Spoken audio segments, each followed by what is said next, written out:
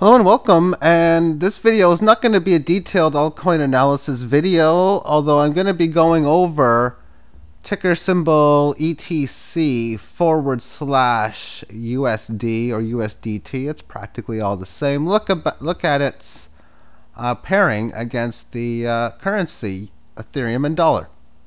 Very choppy, very beautiful movements that I look for as a trader within my strategy.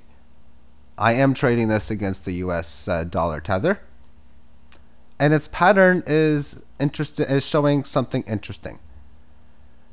Now, what I was planning on doing for a video today was that of inflation within the newspaper.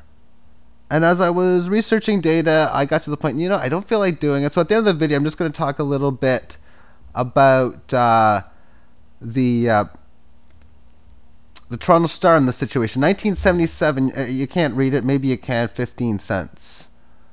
It was 30 cents in 1980 as I've been going through research, trying to find some covers from around the early 90s, 89, because I delivered it around that time frame. And I delivered maybe 8, 9 town blocks, and I had a route of maybe a couple dozen newspapers. And then as a salesperson, when they had promos, I was able to increase that number in my area to like 3 dozens. And it was an interesting job because I was getting some pretty good income back then. As I think I was like grade 8 maybe. It was fun. And the stuff like this, of course, doesn't exist today. And the reason why I was going to do this is because I noticed a Toronto Star recently. I mean, it looked like it was a quarter the size and it was like $2 now. And it was 35 cents for a Monday to Friday edition back then. Dollar on Sunday. And I was saying to the clerk, what's it, like $6 on Sunday? And I don't think I got an answer back. Or maybe I thought that, I don't know. But it's interesting how much they have inflated in price. I'll talk about that at the end of this. As well, this is a website that is something I look forward to looking at later on. It is the ultimate Toronto timeline baseball going back well over 100 years. The scrolling on here, this is the bottom. This is all images. I am like retraced like 85% lower from this high to this low. There are lots of awesome pictures on this website. I will put a link to this site. I'm really fascinated by it right now. And I'm going to show a little bit of it at the end of the video as well. But Ethereum Classic is on the clock. When we look at the numbers game first, overall, back in 2016, it had this, and you never know when these are going to happen. Usually it's not going to be nice like this, but hey, I see it still now and then. Price was $1. You had a chance to get a 4 times deal. Oh, wouldn't it have sucked if you had a buy order at like 23 cents? Oh, that would have just been, would not have been fun. But if you had it at 28, it would have been fun. If you had it at 43, you would have been still happy. And heck, 62 cents. Hey, if you know you're getting it back at like $1.05, I don't mind a 50% instant gain.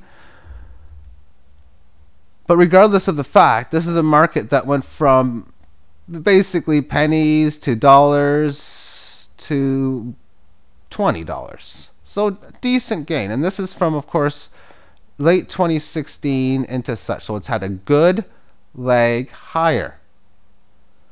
So what's the message of the market at times? Well, obviously it was down.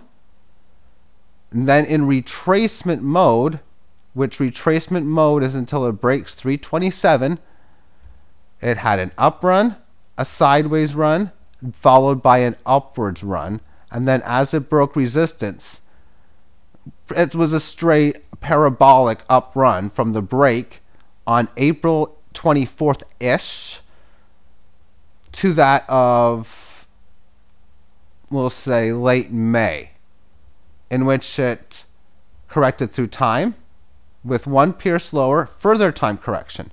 Since then, good leg higher, but overall it's just gotten really choppy with some nice up and down movements.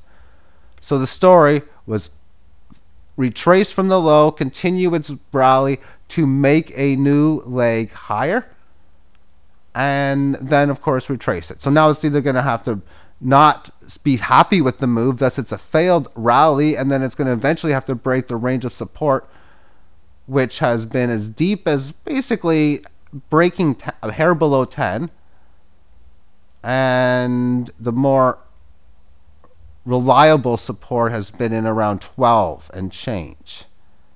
That has been the key levels. Resistance, lower end.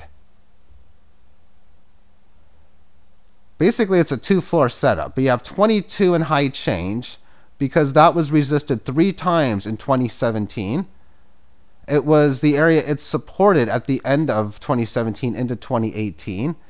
It was the area where a failed breakdown that occurred that really didn't give much of a fast move, but it came to its minimum level you would expect, which is previous high, but really not much of a fast move.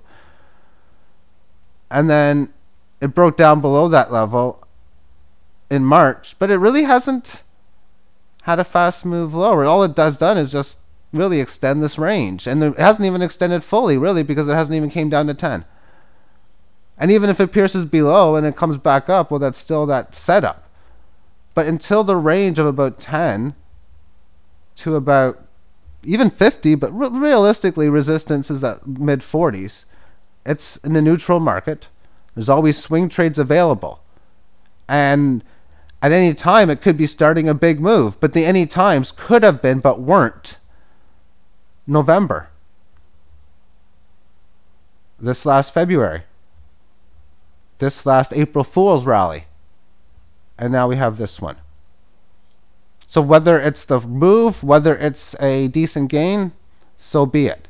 As a technical trader, I'm looking at, oftentimes, no matter what the market, no matter everything, up and down, bulls and bears. So who has the dice? Well, the bulls have the dice, then the bears, then the bulls, and it looks like the bears passed the dice, in this case right here. After this move higher, successfully corrects 18 lows for about 4 or 5 periods. When it has its resistance test, it passes it with flying colors. This was like me I've passed a few tests like this back in the days. It was fun when you could just dominate it. My biggest one was accounting, where I passed it and like, oh, it was so amazing, 100%. But what's this like higher? It's not that much of one. Oh, we're scared of the failed breakout possibility. Yeah, possibility. See, when you have these situations where you make like a nice key move like this, well, now you have to successfully correct it. This image shows me it's successfully correcting it. That's why I love this 18 average. It does that job for me. Never did it do anything but scare you on this one period, if anything. But for how long? Within the day, it obviously came back. And I don't know what it looked like on other exchanges. Maybe this was just one of those moves where someone got good buys. Let's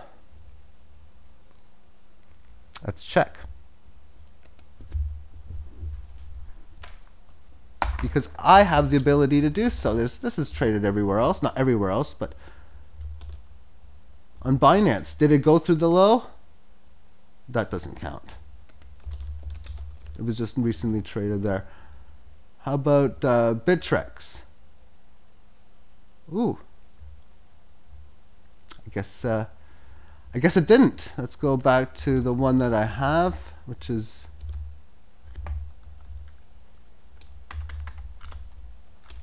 oh, this is Bitcoin. I was wondering, it looked odd actually. So let's just go to it went down the low here. Yeah, this looks right. It went down this low. But either way, it didn't hold, stay below. But while I'm at this time frame, let me just take a look at this. Say, I'm going to draw a line within.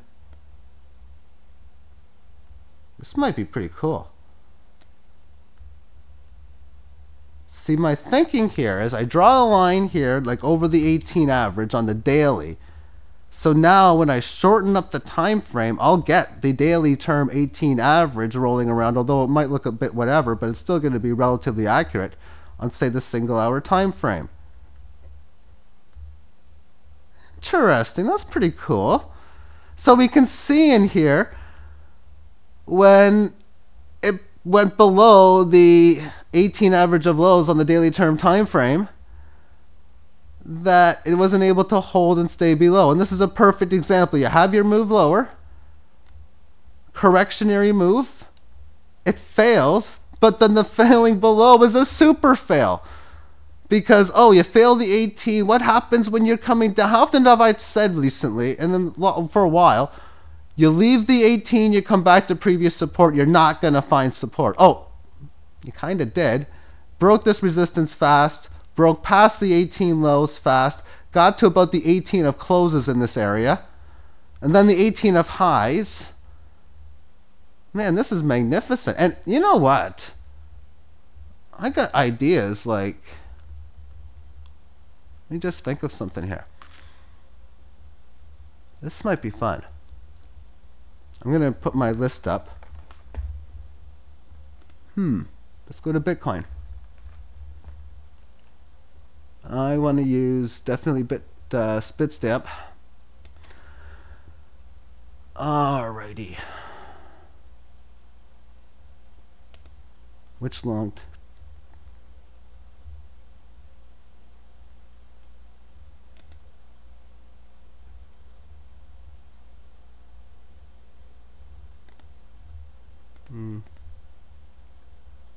I'm adding an indicator here. I'm going to have the 18 average of closes on here as well. But I'm going to remove it later.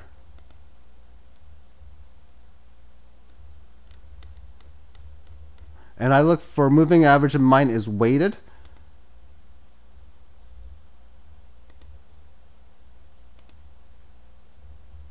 And let's format this to 18. See, when I put this in, you're just going to see too many lines. See, to me, that's just, I don't need that. That's why I don't have it. To me, it's just too distracting. And that's why when I first put this in originally, and I did this a long time ago, I did so via dots. And it made it look a little bit better. And then, I don't know why it took so long, but it took forever for me to just remove them. Okay, so there's the 18 lows. If you're better at drawing than me, you would get more accurate ones.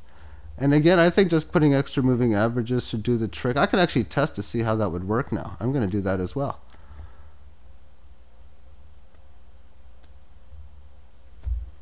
By the way, you push Control Z, and you want to it actually eliminates the last few if you make a mistake. That's what I use on MS Paint to remove drawing. Control Z is undo. And I just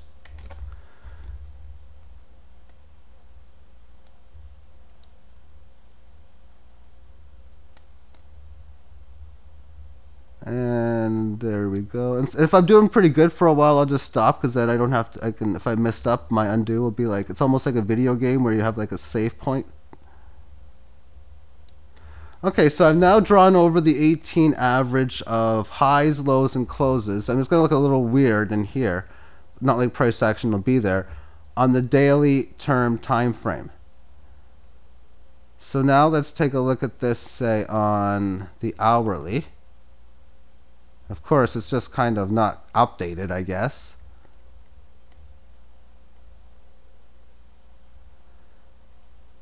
And now the test. So we have 24 hours in a day and 18 days. And what's 240 times 10? Well, that's 240. Well, what's 20 times 8? Well, that's 240 times 10. Yes, that's 160. 400. And you know what? When I'm trying to think of it, it's harder to do. Usually we do it in your head so fast, you can kind of do it quick. And when you're trying to teach how to do it, it actually becomes slower. Interesting. Okay, so 240 times 10. I've done 24 10. Now I got to do 24 8. So I've done 20 times 8. 4 times 8 is 32. Okay. That's what I think in my head. And then I add the numbers. That's 432. So out of curiosity, what would a 432 average look like? Could it even handle such? It's got to. I got lots of data. Add indicator. Where is that? And if you want to add a bunch of moving averages at one time, I'm clicking on it 3 times. 1, 2, 3. I can only do 2. Okay, well let me. Okay, so I'm only on the Pro pen, and I'm happy with that, so I don't need that. But anyway, that's. Well, anyway, I can get rid of the 18. I don't need the 18 moving average of closes anymore. So let me just format this. We'll do the. Okay, we're doing 18 times. How many days did we do? 24. So that would be that of 240, 432. Could we do 432? Yes. Is it going to be looking as nice?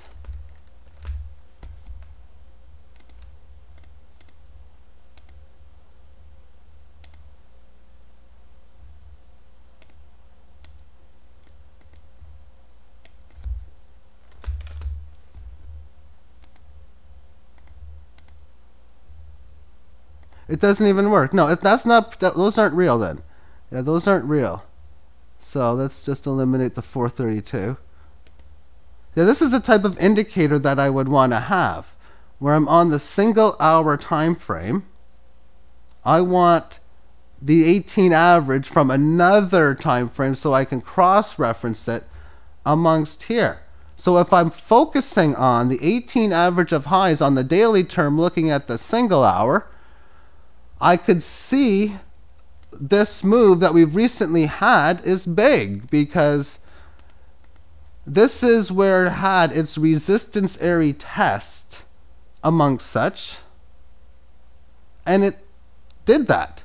But it passed what it needed to do on both a bullish and a bearish level on a bullish case. And that's fine support. You would like to see it at the close, although you'd be satisfied with the low, which would be rising. Of course, it would rise at a lower rate of ascent, but nonetheless, that's a key level, which would have been here. It did this 2 times, hitting the 18 average of days on the hourly time frame. And as I've said many times before, what happens if you go to a key level and you don't find resistance where you're supposed to? Opposite true on support. Don't be surprised to have a fast level to the next point. But it got past this 18 average, and this is where we see on the daily, okay, this is where we were. I know the lines are difficult. It was in a downtrend here, obviously. So it left the downtrend into here. It resisted it to try to end it. It said it successfully will. Now it's working to attempt to revert it to a bull market. These lines were going to start to rise on the daily, but it's got to be able to hold some of these key levels. Anyway, that was pretty cool. Let's go quickly back to ETC. And after doing so, I got a very aggressive font. I don't know if this price reset scale will help. It is really big, but whatever. I'm not going to spend too much time within this. I'm trying to remember where I've settled off. Yeah, the market movement. So we're in a situation here where we have the market, which has, I'm glad I draw these lines because I can remember where we came from. Therefore, from this level here and this support, it's now been hugging the 18 average of highs for 4 periods, thus making this not a failed breakout, but what you're looking to do when you have that breakout, and that is come back to where you come from. The first place you look for was resistance. That failed, but the second place, which was the 18, succeeded. And now it's giving the statement that it's as it's leaving the 18 highs, which will be easier to see if I remove the drawings on here, but it's fun to use, that it's leaving such, we see it newly rising. The statement is it's ready to get going for a good play. So the old school type of trading aspect in me was the following, and I don't do this. A lot of it was bad luck and not even anywhere near in the recent time frame. It was more so a decade ago. was finding situations to go long in here, and you realize that within this current trend that you could easily be finding the action still go here and be looking super strong. But trying to get in the position here, realizing that the market shouldn't come down here. So this gives you the first indication to the area in which you're looking to go for what they say stop losses. And for me, if I ever play this, I wouldn't put an automated loss in. But if I were to play here and see the market come down there, I would just say, oh crap, I got to sell. Although I wouldn't use the word crap. And then I'm expecting it to break out above here. And then one level is saying, okay, maybe do the 61.8. So there's a spot where I can't really scroll the numbers over, but we're looking at about 27, 28. Then we're looking here over 30, and so on and so forth. And then who knows how big these rallies can get. They can get extreme when you have some big moves. Not as much against the dollar compared to Bitcoin, but even so as much here as well. And even if it's just going to move choppy action, you can still take advantage of a trade as it's going to do its choppy up move. And if you're playing the choppy game where you just put buy orders in low, sell orders high, just play the game. Maybe you can use this as an area. I don't want to sell too much here. I want to wait to go up here before I start selling. That's where technical analysis can come in handy if you're trading similar to me, where you have sell orders up high, buy orders down low. The areas in which it shouldn't stop going up are areas you might not want to have sell orders. And the areas where, oh my goodness, it could very easily top and I got good gains, that's totally areas you do want to have sell orders, at least for me. Of course, everything yourself, own risk, own reward. Well over 20 minutes again. And this was, I mean, obviously good reason here. This was literally planned for like 12, 13 minutes. And then I don't know how long the next part is like 3 or 4, maybe 5. I only got a few things that I want to talk about on this next web page, but I didn't expect that, oh, why don't I just draw this thing and let's see what happens here. And it was pretty cool. So you just figured out an idea and you go with it. And that's really how the 18 average came into playing. I was on freestockcharts.com and I'm thinking, and I'm looking at my options and I'm like, oh, I can choose like all these other ones like high and low and open and close. And I thought to myself, like the monkey brain in my head, why don't I just do the highs and the lows? That would probably look pretty cool. And I was like, wow. And so much so that I have never stopped using it since that moment. I wish there was a way I could now automatically put in, like I stated, on an automated level, but I don't think, without using a spreadsheet on an advanced level, that I could do such. All right, then. Yeah, that webpage. So thank you for tuning in. This is it for technical analysis. Now I'm going to go on to the website. This is great for Blue Jay fans, historians like myself, who just enjoy. I love history. I really, really do. I sucked at it at school. I could barely pass it. 60, 70, 75% was all. My range was 60 to 75%. But I do enjoy it. And like I said, I was going to do a video based on increases, but some images that I've seen. This is the exhibition stadium where the Blue Jays first played. I went to my first game in the summer of 1985, and I think I sat somewhere around here. It was great seats, great seats. The best seats were down in here for viewing the game, but these were the best seats overall, and they were the cheapest, $4, and you can get them for free at a grocery store. I was trying to find seats for the worst ones. And my second ever game, it was to this left area. It was the most upper corner seat up here. I had tickets to the third final regular season game. So basically the most upper point right here. It was one heck of a horrible, bad weather storm. On Friday night, they're playing the New York Yankees, and if the Blue Jays win this game, they clinch the division. The weather was miserable. I got through the game, and it was really still enjoyable. I remember more the next day because the Blue Jays clinched, and I had some fun just playing the game and all that type of stuff. But this was a very fun stadium. Now, this was totally old school, but $4 to sit here. These expensive seats were like $15. and these bench seats were like 6. I only sat in the benches a couple times. It got pretty evident as an analyst, a mathematician. I could calculate this stuff back then. That you either sit here or you sit there, but really you sat here. I mean, when you were getting tickets for free and $4, it really was only, can we find somebody to go? And there was lots of people that did. And I, on average, went to 4 games a year, I think. It was really fun. And they had the dynasty starting in 85, and they built a stadium. They called it Skydome. So then I went to a bunch of other games here. But this website, and I'm just going to scroll down to the bottom for the first time. This will probably be of us more recent stuff. Not really. Joe Carter winning. This is ending in the dynasty end. This is where the dynasty ended. Maybe this webpage, no, I was going to say maybe this webpage was like an old one, but it's too good of a webpage to be so. There's too much quality. April 14th, 2015. Yeah, it's not that old. Sometimes I enjoy looking at some of the web pages from the early 2000s, late 90s, but not too often. But this does a timeline, which is really cool. So here we have the old stuff. There's good reads. There's amazing pictures. So this is something that I'm going to go through, and when I'm now just going to quickly scroll this down.